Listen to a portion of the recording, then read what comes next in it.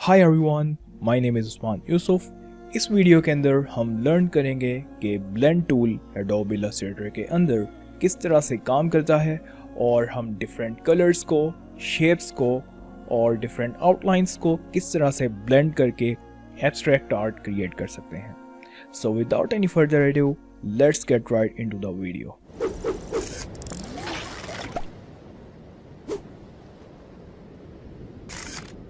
आपको नाम से ही पता चल रहा है कि ब्लेंड क्या होता है। किसी भी चीज़ को आपस में ब्लेंड करना या फिर मिक्सअप करना। बेसिकली इलस्ट्रेटर के अंदर किस तरह से हम ब्लेंड करते हैं एक शेप को दूसरी शेप में या फिर एक कलर को दूसरे कलर में। यही सारा काम करने के लिए, इस प्रोसेस के लिए हमारे पास ब्लेंड टूल इस्तेमाल होता है। तो ब्लेंड टूल को इस्तेमाल करने के लिए सबसे पहले तो हम एक शेप ड्रॉ करेंगे। जैसे कि आप देख सकते हैं कि यहाँ पे मैंने एक सर्कल ड्रॉ किया है। अब मैं इस सर्कल की एक डुप्लीकेट कॉपी बना लेता हूँ और उसको दूसरी साइड पर ले जाता हूँ और यहाँ पर ये जो सर्कल है इसको मैं थोड़ा सा छोटा कर देता हूँ। अब हम क्या करेंगे कि इन दोनों सर्कल्स को सिलेक्ट कर लेंगे और यहाँ से आपको नज़र आ रहा होगा कि मेरे पास ये ब्लेंड टूल मौजूद है। ब्लेंड टूल को मैं सिलेक्ट करूँगा और सिलेक्ट करने के बाद हम एक सर्कल के या फिर एक शेप के सेंटर में प्रेस करेंगे और फिर दूसरी शेप के सेंटर में प्रेस करेंगे। तो आप देख सकते हैं कि एक शेप से लेके दूसरी शेप तक जितना भी ब्लेंड या जितना भी शेप्स बीच में मौजूद हैं वो आपको यहाँ पे नज़र आ जाएंगे। तो इस तरह से एक शेप से दूसरी शेप तक आहिस्ता आहिस्ता एक ब्लेंड बनता है, जिसके थ्रू उसकी बीच के साइजेस या बीच की जो एरियाज़ होते हैं या शेप्स होते हैं वो उसमें ऐड हो जाते हैं।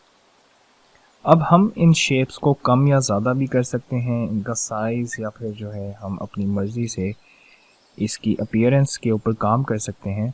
और उसके लिए आपने ये करना है कि यहाँ पर ब्लेंड टूल के ऊपर डबल क्लिक करना है। जैसे आप डबल क्लिक करेंगे तो आपके पास इस तरह का एक ब्लेंड ऑप्शंस का एक डायलॉग बॉक्स ओपन हो जाएगा। इस बॉक्स को आप थोड़ा सा ऊपर प्लेस कर दें और यहाँ पे आपके पास ऑप्शन मौजूद हैं डिफरेंट कि आप जो ब्लेंडिंग है वो किस किस्म की करना चाहते हैं। यहाँ पे आपके पास डिफरेंट ऑप्शंस हैं, स्मूथ कलर, स्पेसिफाइड स्टेप्स या स्पेसिफाइड डिस्टेंस। तो यहाँ पे हमने क्या करना है कि हमारी जो दो शेप्स हमने ड्रॉ किए हैं इन दोनों के बीच में हमने जो स्टेप्स हैं वो मज़ीद ऐड करने हैं। तो हम स्पेसिफाइड स्टेप्स की ऑप्शन सेलेक्ट कर लेंगे और यहाँ से एक वैल्यू डिफाइन कर देंगे कि हमने कितने स्टेप्स ऐड करने हैं। अगर आप सिंपली 1 पे चले जाओगे तो हमारे पास सिर्फ एक स्टेप रह जाएगा। अगर आप 2 या 3 करेंगे तो हमारे पास आप देख सकते हैं कि स्टेप्स इंक्रीज़ होना शुरू हो गए। जैसे जैसे मैं इसकी वैल्यू इंक्रीज़ करता जाऊंगा तो वैसे वैसे हमारा जो डिज़ाइन है वो स्मूथ होता जाएगा और हमारे पास उतने ही स्टेप्स यहाँ पर बीच में ऐड होते जाएंगे। जैसे ही मैं ओके प्रेस करूँगा तो आप देख सकते हैं कि हमारे पास ये एक ब्लेंड बन गया। अब जो दूसरी शेप है या पहली शेप है, इनमें से कोई सी शेप को मैं जिस साइड पर मूव करूँगा हमारा ब्लेंड उस तरह से इंक्रीज़ या डिक्रीज़ होता जाएगा। इसी तरह से अगर मैं अपनी कोई सी भी एक शेप का कलर चेंज करूं तो आप देख सकते हैं कि किस तरह से उस शेप से दूसरी शेप तक हमारा कलर जो है वो ब्लेंड हो रहा है। तो इस तरह से विद रिस्पेक्ट टू शेप्स और विद रिस्पेक्ट टू कलर्स हमारे जो डिज़ाइंस हैं वो ब्लेंड हो जाते हैं। इसको मैं एक साइड पर मूव कर देता हूँ और यहाँ पर एक और डिज़ाइन एग्जांपल के थ्रू आपको समझाने की कोशिश करूँगा कि ब्लेंडिंग किस तरह से काम आती है।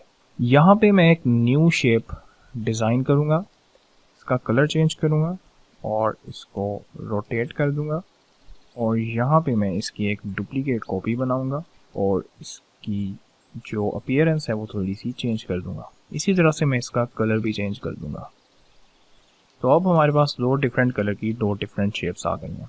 इन दोनों शेप्स को सिलेक्ट करने के बाद मैं अपना ब्लेंड टूल सिलेक्ट करूँगा और एक शेप से दूसरी शेप तक क्लिक करूँगा।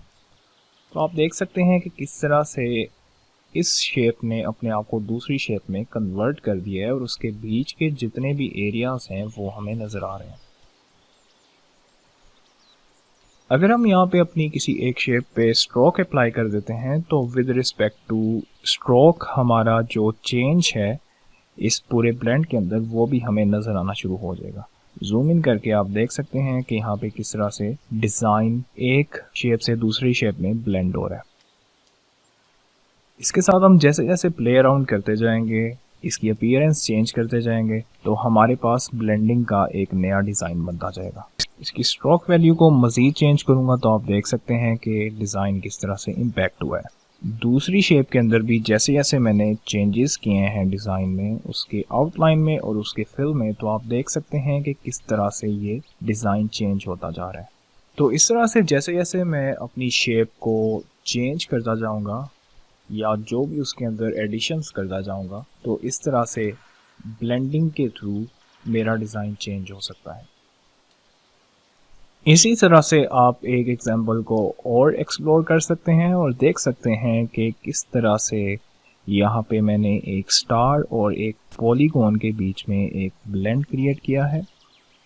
और इसी तरह से अगर मैं यहाँ पे स्ट्रोक्स ऐड करूँ तो किस तरह से वो इम्पैक्ट होगा। तो आप देख सकते हैं कि इस तरह से इसकी अपीयरेंस है। यहाँ पे आप सोच रहे होंगे कि हमने अभी तक जितने भी डिज़ाइंस बनाए हैं वो फिल में बनाए हैं। एक डिज़ाइन मैं यहाँ पे आपको स्ट्रोक में भी बना के दिखा देता हूँ। यहाँ पे मैं एक न्यू शेप क्रिएट करूँगा और इस शेप में से मैं फिल डिलीट कर दूँगा और इसकी जो स्ट्रोक थिकनेस है वो मैं थोड़ी इंक्रीज़ कर दूँगा। अब मैं यहाँ पे इसके सामने एक और शेप डिज़ाइन कर देता हूँ और इनको यहाँ से सिलेक्ट करके तो इनके बीच में ब्लेंड क्रिएट कर देता हूँ। तो आप देख सकते हैं कि ब्लेंड बाय डिफ़ॉल्ट क्रिएट हो गया है। अब मैं ब्लेंड की सेटिंग्स करूँगा। जैसे जैसे मैं इन स्टेप्स को इंक्रीज़ कर रहा हूँ तो उनके बीच में जितना भी डिज़ाइन है वो बनता जा रहा है। तो इस तरह से हम बहुत यूनिक स्टाइल में एब्स्ट्रैक्ट आर्ट के डिज़ाइंस बना सकते हैं और एब्स्ट्रैक्ट आर्ट में ज़्यादातर जो स्ट्रोक्स हैं और जो ब्लेंड टूल है उनका काफ़ी इस्तेमाल किया जाता है।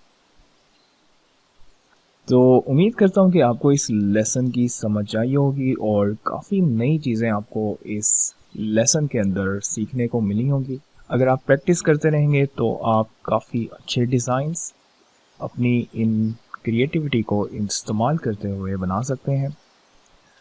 तो मिलते हैं नेक्स्ट क्लास के अंदर एक नए टूल के साथ। See you in the next class.